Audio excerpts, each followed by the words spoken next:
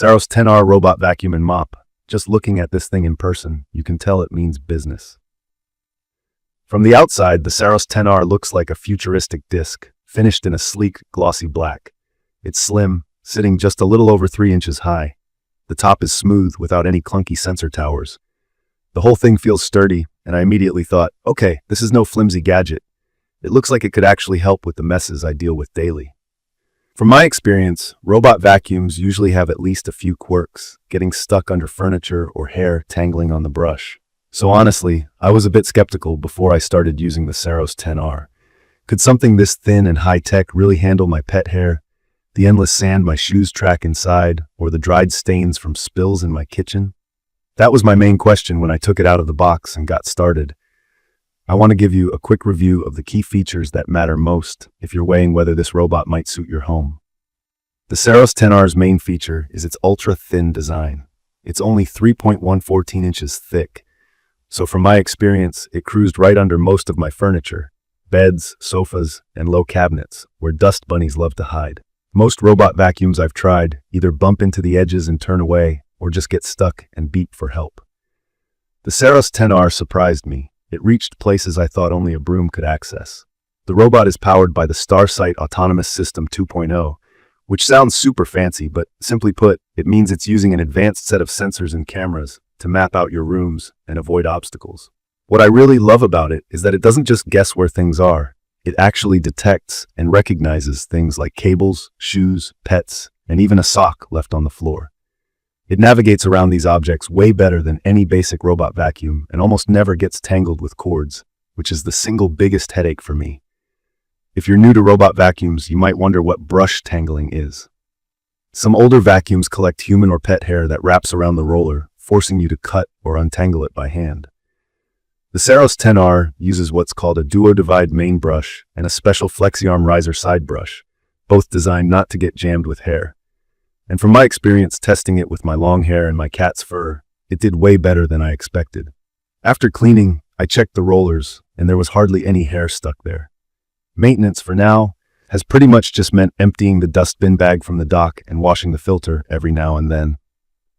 Another feature that stood out for me is the cleaning performance. I've used both cheap and expensive robot vacuums before, and the Saros 10R absolutely holds its own, even beating some big-name competitors. It picks up everything from sand to dry crumbs and does surprisingly well even on carpets, which are usually a weak point for most slim vacuums. I tested it on both bare hardwood floors and a medium pile carpet. On hardwood, it picked up all the sand and dust. On the carpet, it did miss a few grains that were ground in, but trust me, compared to what I've seen from other robots, that's impressive. If you have pets, you'll like how the side brush extends to clean right up to corners and baseboards. Most robot vacuums, especially the round ones, always leave behind a line of dust in the corners and along edges. The Saros 10R gets much closer, thanks to its FlexiArm tech, which literally pushes its brush out to reach spots that are usually left untouched. Corner cleaning with this robot, in my opinion, is miles ahead of most other bots. The only area where it still can't get perfect is in exactly square corners. It can leave a tiny bit of dirt that you'll probably have to tackle by hand every so often. Now about mopping. I was actually impressed here too.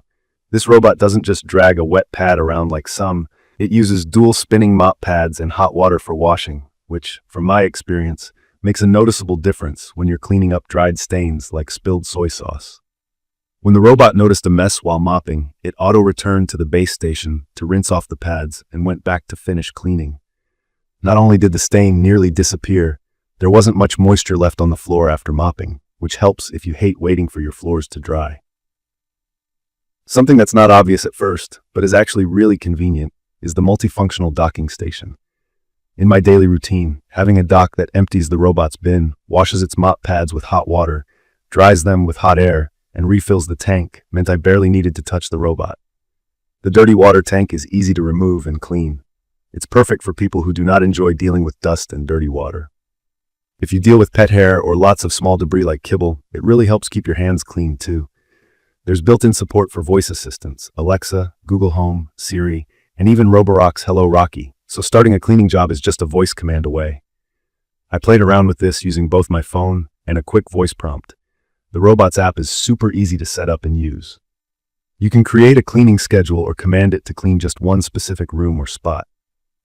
The map feature lets you see where your robot cleaned and set no-go zones if, like me, you have areas where shoes or toys tend to gather. One cool thing for pet owners to mention, there's an RGB camera built in, so I could actually check in on my cats while the robot was running.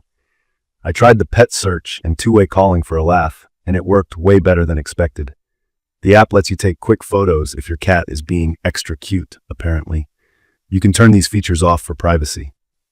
A quick heads up about a couple of concerns I noticed. The Smart Plan, AI, mode tries to optimize cleaning speed and efficiency, but doesn't always use the strongest suction or do enough passes on the first try. Sometimes, after a deep mess, I had to command a second cleaning. Battery life is decent. Enough to clean most apartments and moderate-sized homes in one charge, but larger homes might need to run 2 sessions if you routinely deep clean everything. A sticking point is the price. The Saros 10R costs quite a bit more than most basic robot vacuums, and even some other high-end options. From my experience, you absolutely get advanced features and reliability, but if budget is your top concern, this is something to consider. You get what you pay for here. Lots of automation, strong cleaning, and fewer headaches, but it's a premium investment. One last thing I want to touch on is the Adapt-to-Lift chassis.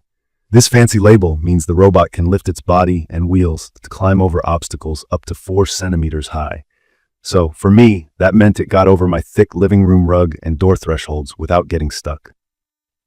This automatic mop lift also raises the mop pad out of the way when vacuuming carpet, so you don't end up with a wet rug, which can happen with cheaper robots.